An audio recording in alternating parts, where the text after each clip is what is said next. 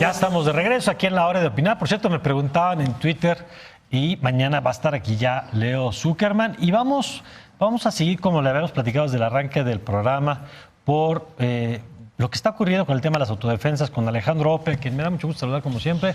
Muchas gracias, Alejandro, Mario. ahora en la noche. Gusto. Oye, a ver, lo platicábamos ahorita antes de entrar al aire. Si en principio nos dijeran a los mexicanos que una negociación va a servir para pacificar el país, para que la gente salga sin miedo, para que no haya desaparecido, bueno, en principio pues, todo el mundo estaría de acuerdo. La pregunta es si el diálogo con los grupos armados, se llamen autodefensas, y luego la dudosa categoría de autodefensas legítimas, que habría que auténticas, ¿no? Que habría que ver quién da los sellitos de autenticidad. Si esa es la ruta. A ver, ¿cómo has visto lo que ha ocurrido esta semana? Además de comunicación bastante confusa. Así es. Digo, yo creo que aquí ha habido problemas de forma y de fondo, ¿no? De forma es cómo se ha venido revelando estos acercamientos de la Secretaría de Gobernación con una serie de grupos cuya identidad todavía no se conoce plenamente, pero que hasta se presupone que son grupos armados, ¿no? Digo, la secretaria soltó la bomba en un evento sobre gobierno abierto hace un par de días, de la nada, porque era un evento que tenía que ver con otro tema, y luego trató de arreglar el asunto en una entrevista banquetera y creo que salió peor, ¿no? Y luego vino una serie de tweets de la Secretaría de Gobernación tratando de arreglar el arreglo, ¿no? Y tienes a 3 gobernadores de Guerrero, de Tamaulipas y de Michoacán diciendo, oigan, ¿con quién se están sentando? Es correcto. No, yo creo que esa es una pregunta muy de fondo. Y es donde uno entra al fondo, ¿no? Es decir, a ver, ¿es posible, negociar la ley? ¿Es posible llegar a algún tipo de arreglo con alguien que violó la ley? Pues sí. Digo, de hecho, los códigos penales, el Código Nacional de Procedimientos Penales, pues estaban esa posibilidad con infractores individuales, ¿no? Hay un principio, por ejemplo, para testigos protegidos, para testigos colaboradores, pues les das una serie de beneficios a cambio de que te digan algo. Hay la posibilidad de lo que se llama procedimiento abreviado, donde se llega a algún tipo de arreglo para una sentencia menor. ¿Pero se puede hacer con un grupo? Ahora, ¿se puede hacer con colectivos? Pues sí se puede, pues más complicado. Y hay varios modelos posibles. Uno es el que hemos experimentado en este país durante muchos años, que es la llamada Pax Narca, ¿no? Donde se parte el territorio. Déjame ponerlo todo así, se gestionaba desde el poder, digamos, a los grupos criminales. Evidentemente fuera de la ley. Fuera de la legalidad, ¿no? Era pues, un arreglo, pues, eminentemente inestable, porque no era un pacto como tal, sino eran más bien arreglos construidos localmente entre personajes específicos de las organizaciones de narcotráfico y funcionarios específicos de la Dirección Federal de Seguridad, de la Policía Judicial Federal, etcétera, etcétera, ¿no? Entonces dependía mucho de los vaivenes políticos, pero además había un problema de fondo. Nunca fue un arreglo limpio, un intercambio limpio de tolerancia por paz, ¿no? Siempre era paz y algo de dinero para el funcionario, claro, ¿no? Entonces no estaban bien alineados. Ahora, los incentivos del Estado con los del... Pasaba, eso pasaba. ¿Se hacía o se hace en algunos lados? Aún si, digamos, yo creo que aún si fuese posible regresar a ese modelo, que yo creo que no, porque hay una proliferación de grupos y hay mucho, o sea, hoy hay muchos más jugadores en el terreno participando en muchas más cosas. Aún si fuera posible construir arreglos de ese, yo creo que serían notoriamente indeseables, ¿no? Ahora, lo que se está planteando es, bueno, primero un contacto que no sabemos bien a bien en qué marco se da, porque hay quien ha planteado que procesos de desmovilización, entrega de armas o cualquiera de estas rutas pasa por tener dentro una ley que le permite a la autoridad saber qué puede negociar, a cambio de qué, y con qué certeza para la autoridad y para el otro que se está sentando. En efecto, los procesos que se llaman de desarme, desmovilización y reinserción, pues normalmente tienen que tener algún tipo de andamiaje legal e institucional, ¿no? Alguna ley especial. Pienso, por ejemplo, en el caso mexicano, el ejemplo de la ley de concordia y pacificación para Chiapas en los 90, ¿no? Donde la ley da un espacio. Había el zapatismo armado. El zapatismo armado que estaba fuera de la ley, ¿no? Bueno, se crea un marco legal para la negociación con el zapatismo, ¿no? Que luego tuvo muchos bemoles y bueno, en fin. Pero sí es un marco de esa naturaleza, pues por lo menos genera condiciones de certidumbre, fija digamos, las mojoneras de qué es lo que se está negociando, con quién sí, con quién no, y por lo menos da certeza a los participantes. Hoy no tenemos nada cercano a pues eso. no, deja de ponértelo así, o sea, si un funcionario público se reúne con una persona que está siendo perseguido por la justicia, hay una pregunta de fondo, ¿incurren responsabilidades o no? ¿No? O sea, para proteger a los propios funcionarios debería que intervengan en este tipo de procesos, debería haber un marco legal. No lo tenemos. Ahora, no hay el marco legal, hay ambigüedad porque el presidente dice que no quiere las autodefensas, que no hay diálogo, pero por otro lado tienes a gobernadores diciendo que un subsecretario de Gobernación está teniendo reuniones. Así es. Y la frase esta de la secretaria de Gobernación. Sí. Pero hay otro elemento, Alejandro, que es que cuando estos grupos entran a estos procesos hay condiciones. Y entre otras las condiciones es que el Estado tiene la fuerza suficiente de tal manera que el que entrega las armas, pues le conviene más entrar a este proceso que seguir.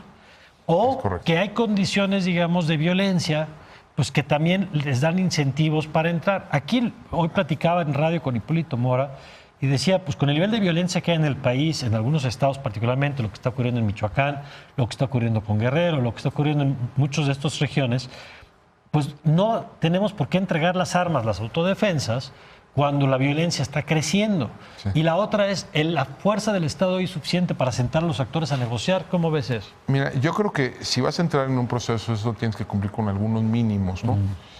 Uno de ellos sí es tener más presencia de las fuerzas de seguridad en las regiones relevantes, ¿no? Eso no lo tenemos hoy. Tiene que haber de nuevo una serie de garantías para los desmovilizados, ¿no? Si no, ¿por qué van a entregar las armas? En ese sentido tiene razón Hipólito Mora. O sea, tendría que ser profundamente irracional entregar las armas si no les pueden garantizar su seguridad en el día 1 posterior a la desmovilización, ¿no? Tendría que haber también de nuevo cualquier arreglo tendría que codificarse en ley para que el día que entregas las armas no te procesen legalmente por lo que hiciste previamente. Cosa ¿no? que nos lleva a la discusión que platicamos hace rato del tema de las víctimas. Claro. Porque en Colombia, entiendo, parte de la discusión era si alguien cometió un asesinato, una desaparición, un secuestro o cualquier delito y no lo vas a castigar, quien paga eso es la víctima, las familias de esos delitos. Mira, por eso digo, se puede entrar en un mecanismo de justicia transicional, ¿no?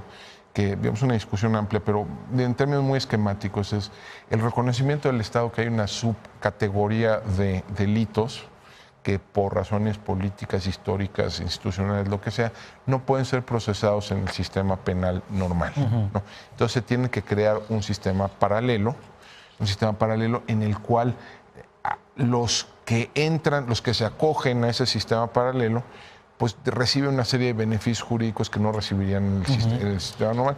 No necesariamente significa que no los castiguen. Sí hay, digamos, en el caso FARC sí hay una sanción, pero es una sanción, digamos, que no es la misma que recibirían si estuvieran siendo procesados por homicidio en el sistema penal normal, ¿no? Pero lo tienes que construir. Y sí vale la pena destacar que todos estos procesos son muy impopulares, ¿no? Y que aún con la promesa de la pacificación, terriblemente impopulares, ¿no? Hoy en Colombia más del casi 60% de la población se opone al proceso de paz, ¿no? Cuando se le preguntó, cuando se sometió a plebiscito en Colombia, ganó la opción del no. Ahora, esto que estamos diciendo, Alejandro, ya lo hemos vivido en México. Es correcto. Hubo un comisionado para Michoacán, Alfredo Castillo, que dialogaba con las autodefensas, con unas autodefensas que nos entrampamos en la discusión de quiénes eran de veras ciudadanos hartos de la inseguridad, que tenían que hacer algo porque la autoridad no los protegía, y grupos que terminaban siendo extensiones del crimen organizado o que empezaban de una forma y terminaban de otra, porque lo hemos visto en muchas partes del mundo, que el que empieza como defensor termina como verdugo muchas veces, como el nuevo verdugo. ¿Qué tendríamos que aprender de esa experiencia, Alejandro? Yo creo que, a ver, el caso de Michoacán, yo creo que tendríamos que aprender que esto no se resuelve simplemente con negociación política, ¿no? Que en ausencia de un entramado legal e institucional que dé salida a estos grupos, el problema se te acaba reproduciendo, ¿no? El caso de Michoacán, digamos, la secuencia es más o menos la siguiente. Arranca el movimiento de autodefensas por ahí de febrero de 2013, va avanzando en el territorio, ¿no? Y ya para finales de 2013, inicio de 2014, ya están casi sitiando a Patzingán, ¿no? O sea, allí ya había condiciones casi cercanas a guerra civil, ¿no? Entonces es cuando interviene el Estado, interviene el gobierno federal, manda al comisionado y el comisionado inicia una negociación con los grupos con estos grupos de autodefensa. Pero estos grupos de autodefensa que tú bien mencionas eran profundamente heterogéneos. Había unos, digamos, que eran más o menos orgánicos, ¿no? Donde sí habían surgido de las comunidades como una manera de defenderse los caballeros templarios, y otros que tenían una clarísima, digamos, orientación criminal, ¿no?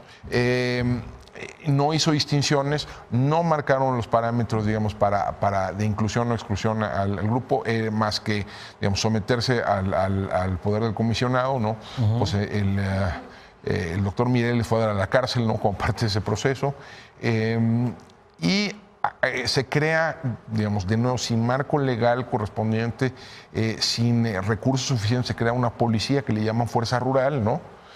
Donde se estaban violentando absolutamente todas las normas posibles e imaginables de desarrollo policial, y que acaba desapareciendo un par de años después, ¿no?